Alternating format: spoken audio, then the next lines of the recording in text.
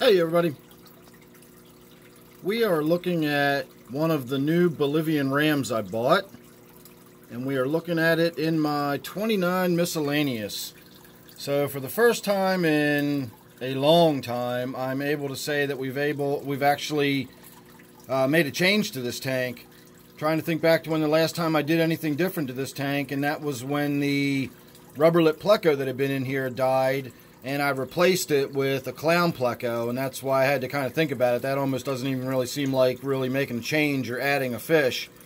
So adding that Bolivian Ram back there is definitely something new, and it's going to be a welcome addition to my 29 here. I'm really happy about it. So that was the one that was in my quarantine tank, and it was being fairly aggressive towards the other one that was in my quarantine tank. I'll try to stand here to block out the glare from the other tanks so you get a better look at him.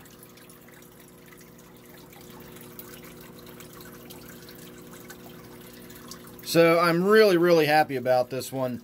I got 3 of them. PetSmart was having a sale where you buy 2, you get 1 free, and I fall for stuff like that all the time, and so I bought 3 Bolivian Rams, not really knowing where I was going to put all 3 of them. So I tried to get 2 that would pair off and then an additional male. And I'm just guessing at whether I got males or females. At that age, it's really hard to tell. I was going by the fin coloration. And I went with 2 that were really brightly colored and then 1 that was a little more faded, assuming that the one with the less vibrant colors was going to be the female. Now, I don't know if that's true or not, but that's a general rule of thumb that you can usually go by. And so that's what I did. I bought 2 brightly colored ones and then the more drab one, assuming that was the female.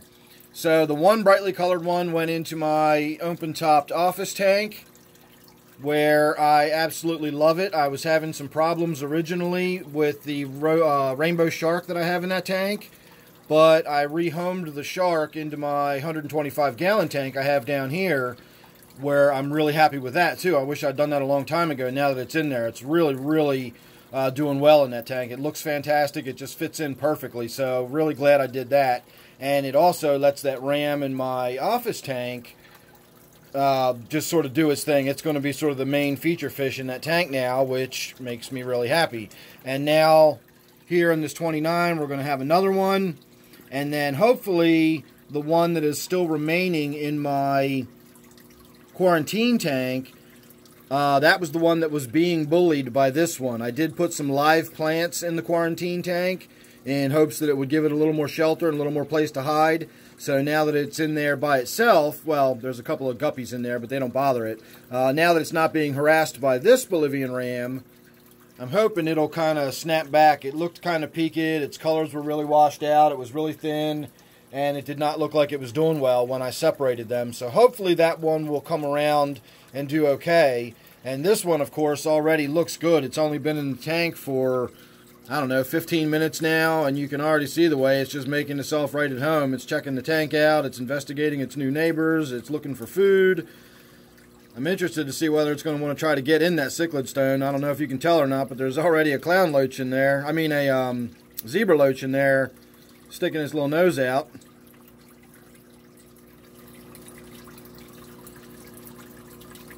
So this tank just got a whole lot more exciting. There's the tail of my clown pleco sticking out from the woodwork down there.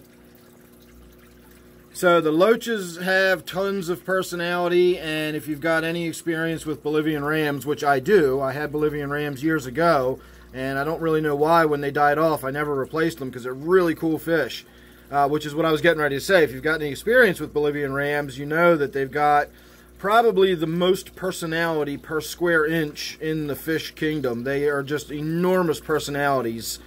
And in conjunction with all of my little loaches in this tank, all of which have great personalities as well, this should get to be a really interesting tank. I'm looking forward to doing some of my tank cam videos where we put the camera in the tank and feed it and just watch the fish swim around from sort of inside the tank point of view and get a fisheye view of what life inside the tank is like.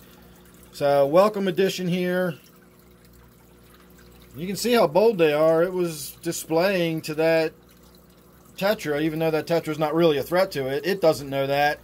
and it was definitely showing it its broadside there to show how tough and big it is.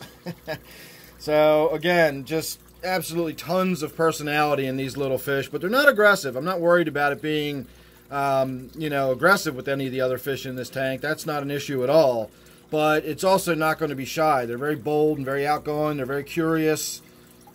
Great little fish. So I'm really, really happy after all this time. I finally got some changes going on in my 29 and something to talk about on my next Around the World update, which will be coming up very soon. I was going to do one tonight. I think I will put that off tomorrow. The fish room's kind of a mess tonight, and I need to get some tanks cleaned up a little bit.